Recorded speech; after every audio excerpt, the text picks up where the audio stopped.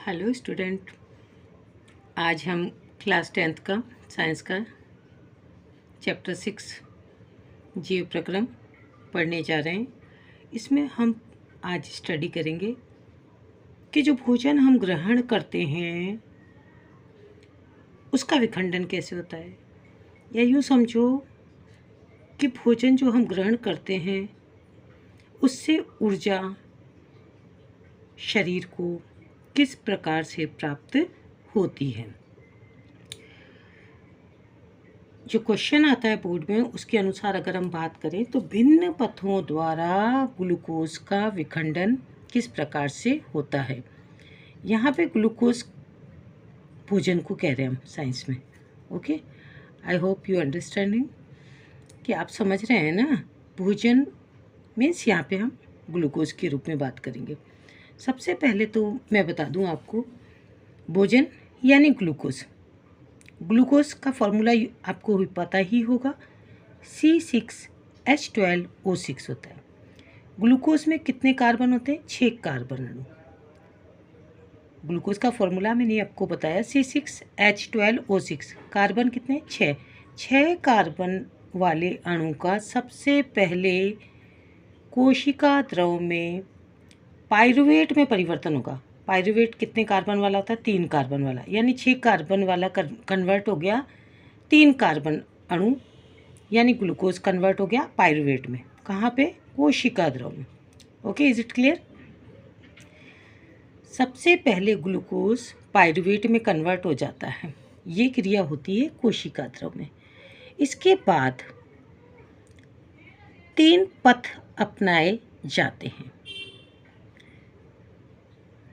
Yeast में oxygen की अनुपस्थिति में ये जो पाइरुवेट होता है वे इथेनॉल और कार्बन डाइऑक्साइड में टूट जाता है। साथ में ऊर्जा भी मिलती है। 2 कार्बन अणु ऊर्जा के प्राप्त होते हैं। ओके, यहाँ तक आपको समझ में आ गया? एक बार रिपीट कर दूँ शॉर्टली।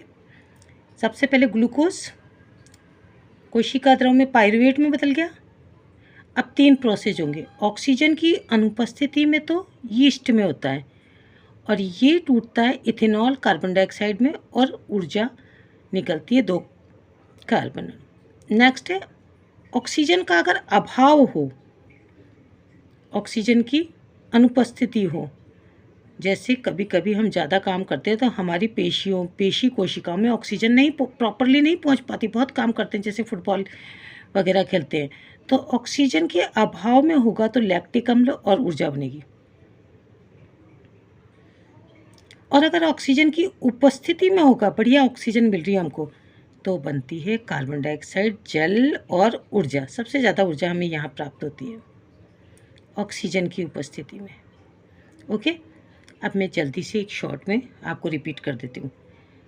जो भोजन हम ग्रहण करते हैं वो ग्लूकोज के रूप में होता है। 6 कार्बन अणु होते हैं। सबसे पहले ये टूट के 3 कार्बन अणु पाइरुवेट बनाता है। इसके बाद 3 तरीके हो सकते हैं। अगर ऑक्सीजन की अनुपस्थिति में होता है, ऑक्सीजन नहीं है, तो ऐसा यीस्ट में होता है और इथेनॉल और कार्बन डाइऑक्साइड बनता है। बिकॉज ये ऑक्सीजन की अनुपस्थिति में होता है इसलिए अवायवीय श्वसन कहते हैं। अगर ऑक्सीजन की उपस्थिति में होता है तो ये माइटोकॉन्ड्रिया में होता है, कार्बन डाइऑक्साइड, जल और ऊर्जा बनते हैं। ये ऑक्सीजन की उपस्थिति में होता है इसलिए इसे वायवीय श्वसन कहते हैं। इसको अवायवीय, इसको वायवीय। ऑक्सीजन की अनुपस्थिति में, ऑक्सीजन की उपस्थिति में। एक बीच में ये भी प्रोसेस होता है जब हमें ऑक्सीजन मिल तो रही है पर प्रॉपर नहीं मिल रही। जैसे पेशियों में बहुत ज़्यादा जब हम गेम्स वगैरह खेलते हैं तो क्या होता है कि ऑक्सीजन कम मात्रा में मिलती है। ऐसी स्थिति में लैक्टिक अम्ल और ऊर्जा बनती है और क्रैम्प आ जाता है। इसको बोलते हैं क्रैम्प आना। कभी कभी फुटबॉल खेलते टाइम पैर में एकदम अकड़न आ जाती है ना, क्रैम्प आता है, वो इस सिचुएशन में होती है क्योंकि ऑक्सीजन का अभाव होता है। आई होप आपको समझ में आ गया हो, आप लाभान्वित होंगे, बोर्ड का एग्ज़ाम प्रॉपर तरह से कर पाएंगे। क्वेश्चन फिर से समझ ले। भिन्न पथों द्वारा ग्लूकोज का विखंडन, शरीर के अंदर किस प्रकार से ग्लूकोज का विखंडन होता है और ऊर्जा प्राप्त होती है। Like and subscribe. Okay, is it clear?